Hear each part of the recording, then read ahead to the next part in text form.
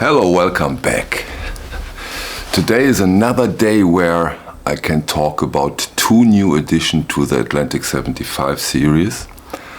We will talk about the Yes, the very first Yes release in the series, and another John Coltrane release. Plus, we talk about the 45 RPM version of Joe Walsh. But yeah, let's start with, in a way, the heavy hitter. The first Yes title in the series.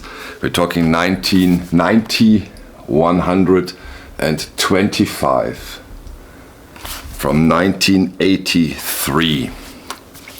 In a way, a comeback album, I think.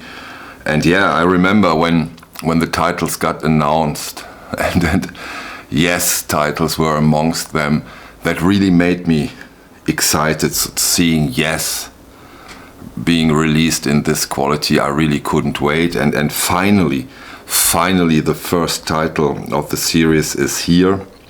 And of course, you can imagine, I was quite eager to listen to it and get into it, and now I share my impressions. In this case, I wasn't able to get a decent original. I was on the lookout for a European pressing, which I think is done by Bob Ludwig, but I just didn't find a really clean copy. I bought one, but that was so bad that it would be unfair in a way to compare it with this new record, mint record. And so I cannot compare it, although what I have to say is that, we are talking title 21 and 22 after I think 7 or 8 months in this series. And of course we have made our experiences, and one of the main experiences is that we have something here that is outstanding. Title by title by title, the new release the best version of it, which is unbelievable, which is amazing if you consider how fast they were given to us.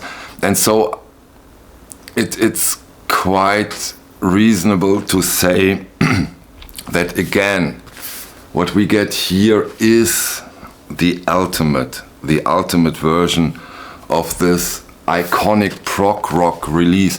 When it came out in 1983, it had I tried to get a bit into it, but a very complicated history with musicians from Yes and other musicians getting in and out, and a lot of discussions from the hardcore purist Yes fans.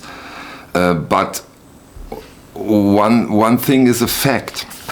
This album, with the title Owner of a Lonely Heart, has its only, to my knowledge, only #1 hit in the United States.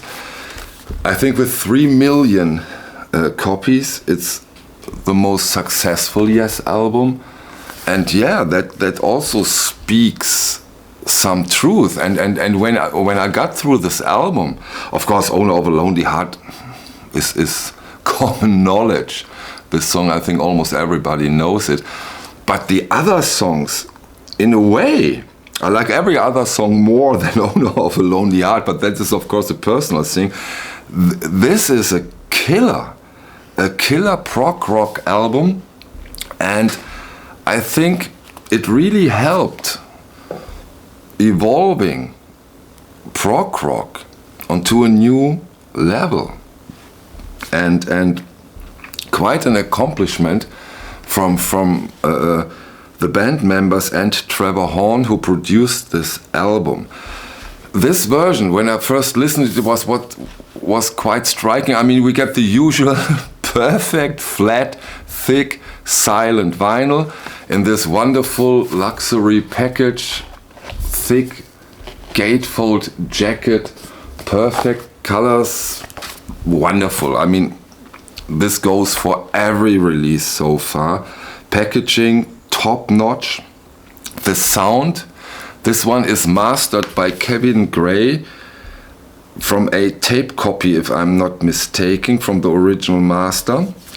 And yeah, rock, prog rock, never sounded that fat, open, spacey. The drums, for me, the absolute highlight for me personally was the drumming. Those are explosions. I mean, hold on, when the song starts with the drums, it knocks you off your seat. That's killer. That's amazing. Very, very, very well done by Kevin Gray. Fantastic job. And of course, yet again, the richness, the details, which is probably also due to the fact that we have 45 RPM versions here, is so worth your second time standing up, that for me, hey, don't complain when you get such a result that you have to stand up and turn the record around. So everybody who likes rock, prog rock, yes, and stuff like that will be very, very pleased by this release. I've read some comments. Everybody is totally hilarious about this album, about the quality. And yeah, although I could compare, but as I said, that would be unfair. This is, in my opinion, the ultimate version. And after all those years that I am into reissues, I think that's the strongest argument for a reissue. You should try to accomplish being the ultimate version nowadays. And I'm here we have another one in this series. Once again, I show you the label because this is different. It came out on Atco, and we get the Atco label, and yeah, the title 90-125. That's the catalog number at the time, and so this album became the title 90-125. So that's it for the first Yes release. And on the next batch there will be another extremely exciting Yes title, so it comes out early June. So we will talk about Yes on the Atlantic 75 series soon. Now I grabbed my John Coltrane. John Coltrane Plays the Blues, mastered by nobody less than Ryan K. Smith. Wonderful jacket. I love the colors. Here I have the back side. Here is again with some photos, which always is a lovely thing. We have the stereo version. Beautiful on the stereo Atlantic label of the time. I show this one here too. So here you have the stereo label. Of course, the vinyl, as usual, dead, flat, silent. And we have a quite interesting, maybe a little under the radar Coltrane record over here. It came out in 1962. And the members of the band are Elvin Jones. Let me find who else next to Elvin Jones and John Coltrane. I hope I find it here. Sorry. Yeah. McCoy Tyner on the piano and Steve Davis on the bass. Sorry, and Elvin Jones on the drums. So this record came a few days after Favorite Things, and here goes when it comes to the quality of the pressing. Here comes the same what I said about those two giant steps and records, the Favorite Things and the Giant Steps. It's so detailed, so much information. The room, the idea of Coltrane comes so beautiful through the speakers. Wow, amazing. And I remember what's has been so striking about my favorite thing and Giant Steps is sound-wise they are identical to the originals, which is an unbelievable accomplishment, plus a little more information and details, which is of course a wonderful combination.